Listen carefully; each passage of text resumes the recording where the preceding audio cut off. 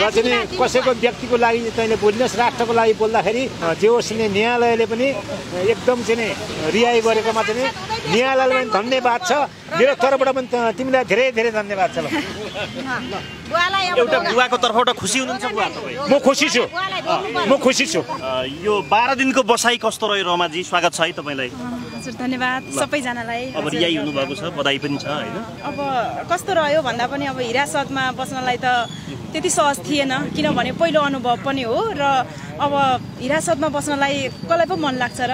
बुवा बिरामी हुनुहुन्थ्यो र म त्यही क्रममा बुवालाई फलोअपको लागि छाउनी हस्पिटलमा फलोअपमा गइरहेको थिएँ र बिहान 9 बजेको थियो। ठ्याक्क ढोकामा ढकढक गर्नुभयो, को आएछ भनेर हेर्दाखेरि ग्रुपमा मान्छेहरू पस्नुभयो अनि उहाँहरूले मोबाइल थुत्नुभयो। मोबाइलहरू थुतेपछि चाहिँ सिभिलमा हुनुहुन्थ्यो उहाँहरू? सिभिलमा हुनुहुन्थ्यो। अनि तपाईँहरू को हो भनेर भन्दाखेरि चाहिँ हामी सिआइबीबाट आएको, साइबरबाट तपाईँलाई पक्राउ पुँजी छ भन्नुभयो। अनि त्यो भन्दाखेरि के को लागि होला, निवेदक को हो भनेर भन्दा भन्नु भएन। अनि एकजना अब पुलिस नै होला, सिभिलमा हुनुहुन्थ्यो। तपाईँको मान्छेको कोठाभित्र पसिम है सर भनेर मजाले हाँस्नुभयो। अनि को हुनुहुन्छ सर? उहाँ मैले निवेदकको नाम त थाहा पाउनु पर्यो नि भनेर भन्दाखेरि उहाँले भन्नु भएन। नभनिसकेपछि ठिकै छ, म मेरो बुवालाई एकल फोन गर्छु न भन्दा पनि दिनु भएन। मसँग 2टा मोबाइल मेरो हातमा थियो, 2टै मोबाइल खोसियो। खोसिसके पछाडि मैले बुवालाई कल गर्न पाइनँ। त्यस पछाडि त्यहाँबाट मुजुर्काहरू उठाउनु भयो। त्यस पछाडि मलाई यहाँ जुन भोटाइटीमा ल्याउनु भयो। भोटाइटीमा ल्याइसके पछाडि उहाँले प्रक्रियामा जानु पर्दो रहेछ र उहाँहरूले अब त्यो सबै फाइलहरू पेश गर्नको लागि अदालत, जिल्ला अदालत कता कता लानुभयो मलाई र अब हिरासतमा लगेर 3 दिन म्याद थप गरियो र हिरासतमा लगेर राखियो।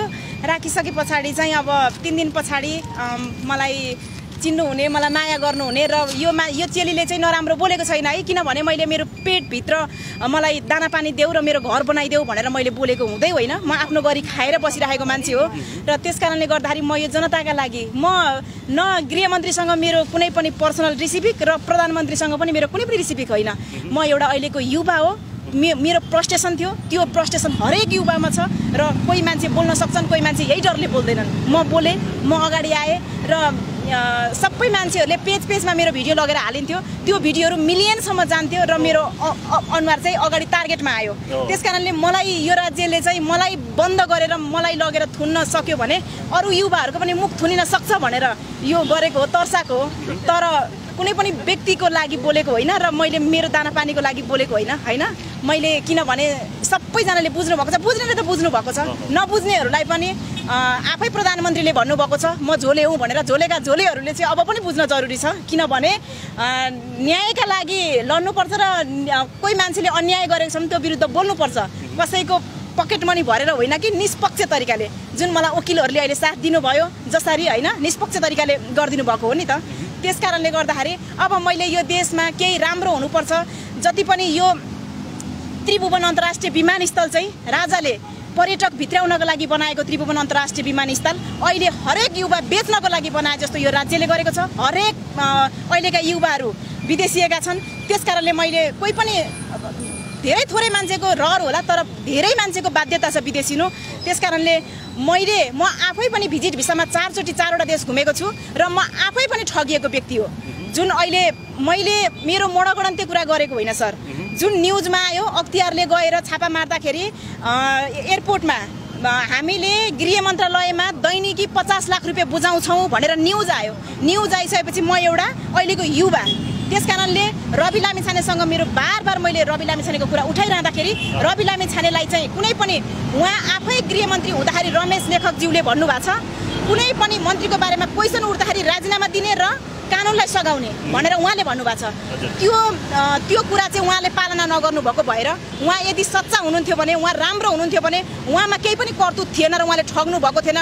नेपालीलाई भुटानी शरणार्थी बनाउनेहरू पनि देखिहाल्नु भएको होला र यी सोझा साझा नेपालीहरूलाई चाहिँ भिजिट भिसामा बेच्ने प्रक्रिया भएको भएर मैले मेरा लागेका कुराहरू भन्दाखेरि रवि लामिछानेले चाहिँ त्यही केसमा राजीनामा दिनुपर्ने। तपाईँ यदि सच्चा हुनुहुन्छ भने तपाईँलाई किन मान र पदको त्यति धेरै माया लाग्यो त? राजीनामा दिएर अख्तियारलाई सघाउनुहोस्, कानुनलाई सघाउनुहोस्, अनि त्यस पछाडि पनि जनताले तपाईँलाई राम्रो भन्छन् त होइन।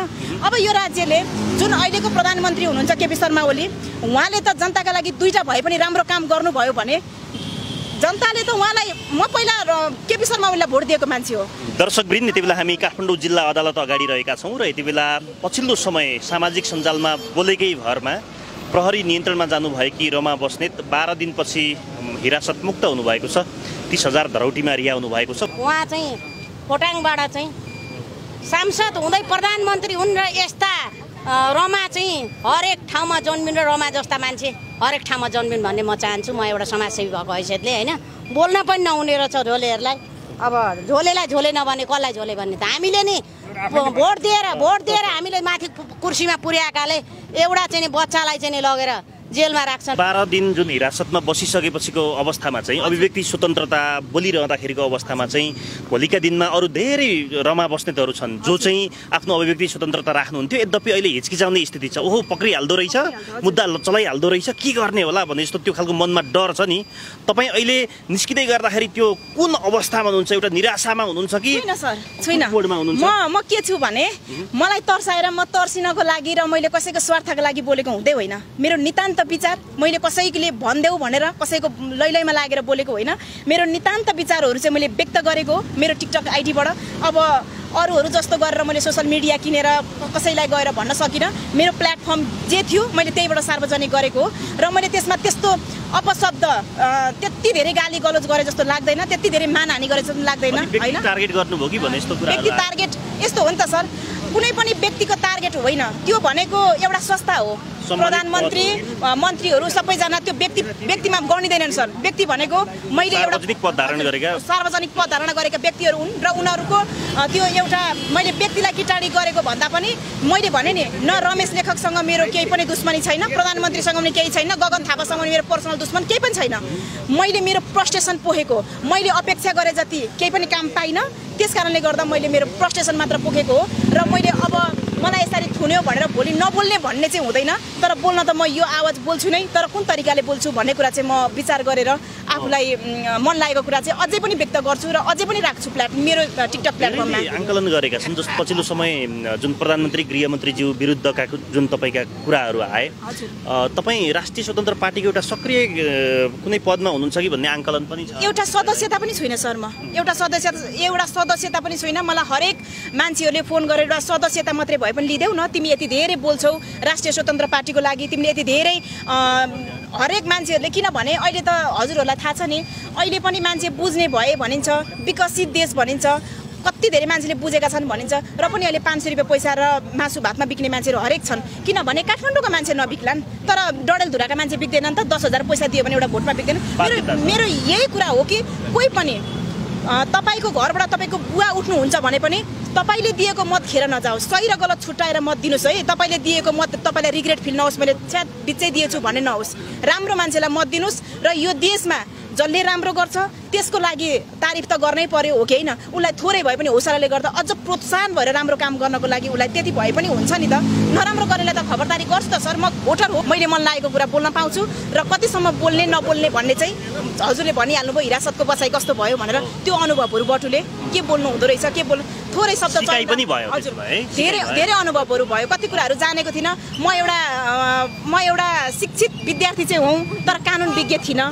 कानुन मैले भित्र रूपमा मजाले बुझेको थिइनँ। तर मेरो केसलाई लिएर यति धेरै गहिरिएर जानुपर्ने र सरकार डराउनु पर्ने केही पनि थिएन। म एउटा सामान्य नागरिक हो। म कुनै पनि न पदमा भएको मान्छे हो न कुनै पनि पार्टीमा आबद्ध भएको मान्छे हो र मसँग प्रधानमन्त्री डराउने हो कि आफ्नो काम गर्ने हो, जनताका लागि दुईटा भए पनि राम्रो काम गरेर देखाउने हो। र त्यति धेरै इज्जतको त्यति धेरै माया लाग्छ भने सदनमा गएर बस्ने होइन, राजीनामा दिने अर्को व्यक्ति आउँछ नि, क्षमतावान व्यक्ति आउँछ। मेरो त्यही कुरा हो सर। उहाँलाई जुन अभिव्यक्ति छ राष्ट्रियता भनौँ अथवा जुन सत्ता सुशासनको लागि जे बोल्नुहुन्छ नि, तपाईँलाई धेरैले आशा गरेका छन् तपाईँ जतिको एउटा सबै कुरामा निपुण व्यक्तित्व चाहिँ राजनीतिक हिसाबमा अगाडि आइदिए हुन्थ्यो भन्ने अपेक्षा छ नि। भोलिको दिनमा मैले सोचेको थिएँ मेरो राजनीतिमा कुनै पनि इन्टेन्सन पनि थिएन र मलाई त्यस्तो धेरै इन्ट्रेस्ट पनि थिएन राजनीतिमा आउँछु भनेर बोलेको होइन। मलाई भने नि म रवि लामिछानेको पहिलादेखि नै फ्यान। मैले न्युज 24 चलाउँदादेखि नै रवि लामिछाने सरको, किनभने कोही व्यक्तिले राम्रो काम गरिरहेछ, एउटा चेली चाहिँ विदेशमा बेचिरहेको छ, उसको उद्धार गर्छ भने उसलाई जय जयकार गर्ने कि नगर्ने, उसलाई भगवान मान्ने कि नमान्ने, तपाईँको घरको व्यक्ति गएर फसेको ल्याएको छ ऊ मार्फत तपाईँलाई ल्याइदियो भने तपाईँले त भगवान् मान्नुहुन्छ नि त होइन तर त्यो त राज्यले गर्नुपर्ने काम हो कुनै पनि मन्त्रीले गर्नुपर्ने काम एउटा साधारण व्यक्तिले गरेको छ भने उसलाई राम्रो मान्ने कि नमान्ने त्यस कारणले म उसको फ्यान भएको उसले एउटा समाचार वाचन गरिरहँदाखेरि एउटा पत्रकारले गर्ने तपाईँले के गर्नु तपाईँ एउटा पत्रकार भएको हैसियतले के भन्छु भने तपाईँले सत्य तथ्य समाचारहरू सम्प्रेषण गर्ने हो राइट तपाईँले विदेशमा गएर बेचिएका छोरीचेलीहरूको उद्धार गर्नुपर्ने जरुरी छैन तर तपाईँको काम के हो सत्य तथ्य समाचारहरू सम्प्रेषण गर्ने हो तर उसले राज्यले गर्ने काम गरेको छ मन्त्रीले गर्ने काम गरेको छ र कालीकोटमा 15 बेडको हस्पिटल बनाएको छ होइन त हरेक चेलीहरूको एउटा के भन्छ बोक्सीको आरोप लाएर निर्यात कुटपिट भएको मान्छेलाई न्याय दिएको छ अस्पताल लुटिँदै गर्दाखेरि लुट्नुभन्दा अगाडि पुगेका छन् अस्पताल जोगाइदिएका छन् त्यो त थियो त होइन राम्रो काम थियो राम्रोलाई राम्रो भन्न पाइयो अनि मान्छेले के भन्छन् भने चन्दा उठाएर भन्छन् तपाईलाई मैले मेरो टाइम खर्चेर कोही मार्फत होटलमा है फेरि मैले हस्पिटल भने के हो होटलमा जुन कुनै युवतीको कुनै चेलीको होइन अस्पताल लुट्ने खालको त्यो योजना बन्दै गर्दा टिचरले एउटा टिचरले जोगाइदिएका छन् त्यो त मान्नु पर्यो त्यसलाई मान्नु पर्यो नि त हो सर मेरो भिडियोहरुमा अधिकांश भिडियोहरुमा हेर्नुस् मैले त्यस्तो छाडा त्यस्तो हुन्छ नि सुन्नै नसक्ने अपशब्दहरु त्यस्तो नराम्रो शब्दहरु केही पनि बोलेको छैन भने नि शब्द चयन राम्रो भएन छ म शिक्षित मान्छे हुँ तर म कानुन विज्ञ थिइन मलाई कानुनको धेरै जोस 12 दिनको प्रहरीको नियन्त्रण अथवा हिरासत बसाइले हजुरलाई धेरै शिक्षा चाहिँ दियो धेरै शिक्षा हजुर धेरै हिसाबमा सर तपाई जान्छु भनेर पनि जान पाउनुहुन्न बुझ्नु भयो नि त्यो भित्र जान्छु भने जान पाइदैन हजुर र हतकडी एकचोटी जुन मेडिकल गर्दाखेरि लागेको थियो त्यो हतकडी लाउँदाखेरि चाहिँ गरदशा जान्छ अरे मेरो गरदशा गयो होला भन्ने बुझे मैले सबै कुरा पोजिटिभ रूपले लिएको छु त्यस्तो नेगेटिभ रूपले लिएको छु निराशा छैन हजुर अब किनभने दिनु भएको छैन अहिले कुनै पनि देशमा बसिसके पछाडी यो देशको रुल्स सबैले फलो गर्नुपर्छ रमा बस्नेतले मात्रै होइन प्रधानमन्त्रीले पनि नराम्रो गर्छ भने उहाँलाई पनि त्यो रुल्स फलो गर्नुपर्छ किनभने कुनै पनि देशमा बसिसके पछाडी त्यो देशको रुल्स फलो गर्ने कि नगर्ने अनि प्रधानमन्त्रीहरूले चाहिँ जे गर्दाखेरि पनि हामीले वावाई भन्दिनु पर्ने हेरेर ठुलो बस्ने हो भने त यो देश त थाहा छ त नलिता निवासहरू सबै बेचेर खाएका छन् गिरिबन्धु टी स्टेट कहाँ गए हरेक कुराहरू अनि यत्रो गर्ने मान्छेहरूलाई चाहिँ उनीहरू स्कटिङ गरेर लगेर 4-5 तारे होटलमा लगेर खाना खुवाउँछन् भिआइपी बनेर अनि एउटा सामान्य सर्वसाधारणको एउटा मुख बन्द गरेर ठुलो काम गरे जस्तो लागेको होला प्रधानमन्त्रीलाई ठुलो काम गरे जस्तो लागेको होला तर थाहा छ म जस्ता रमा बस्नेत र रवि लामिछाने जस्ता रवि लामिछानेहरू धेरै जन्मिसकेका छन् अब उनीहरूले रवि लामिछानेसँग डराएका होइनन् उनीहरूले गरेका कुकर्म उनीहरूले गरेका षड्यन्त्र उनीहरूले गरेका भ्रष्टाचारसँग उनीहरू आफै डराएका हुन् यो दिन छोटो छ सर आइसकेको छ अब थ्यांक यू धन्यवाद एउटा समाजसेवीको तर्फबाट हैन अब रमालाई चाहिँ मैले स्वागत गर्छु आगामी दिन सफल होस् हैन आफ्नो चाहिँ मनमा लागेको कुरा चाहिँ गइरेर भनेकोमा हैन जनताको चाहिँ एउटा के अरे भूमिका खबरदारी गरेकोमा सधैँ यस्तै खबरदारी गर्नु नचाहिँदो कुराहरू नगर्नु अधिवक्ताजी हुनुहुन्छ एकेमणि नेउपाने धन्यवाद हस् हामी रमा बस्दै त्यति बेला रिया हुनु भएको छ यति बेला अधिवक्ता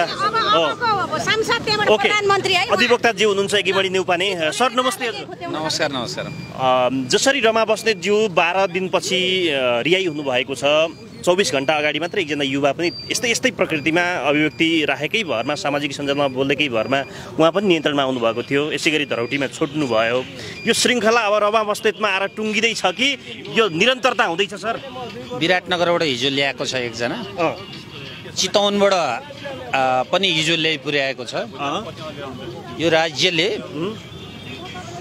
आफ्नो निर्मम प्रस्तुतिहरू प्रस्तुत गरिराखेको छ र अदालतले एउटा चल्लालाई चिलले तान्न खोज्दा अदालतले होइन तिमीले तान्ने बेला भएको छैन भनेर बचाइदिइराखेको छ श्रृङ्खला लम्बिनेवाला छ युवाहरू अथवा जो अभिव्यक्ति स्वतन्त्रता छँदैछ त्यो अभिव्यक्त गरेकै भरमा अझै लम्बिन सक्छ त्यसो भए होइन राज्य तर्छेको छ राज्य डराएको छ र राज्य आफू शक्ति र सत्तामा बस्नका लागि नागरिकमाथि दोहन गर्ने नागरिकका बोली बन्द गर्ने नागरिकका विचार र अभिव्यक्तिका स्वतन्त्रताहरू हरण गर्ने क्रममा लागेको छ तर त्यसको बाइ प्रोडक्ट नागरिक स्तरमा निराशा झन् बढ्दो अवस्थामा छ र यो किसिमका नागरिकहरूलाई अदालतले रिहा गर्दै जाँदा राज्यले त अब सम्झनु पर्छ हामी गलत छौँ अब हामीले छोड्नुपर्छ र पुस्तान्तरणको आवाज उठाउनुपर्छ।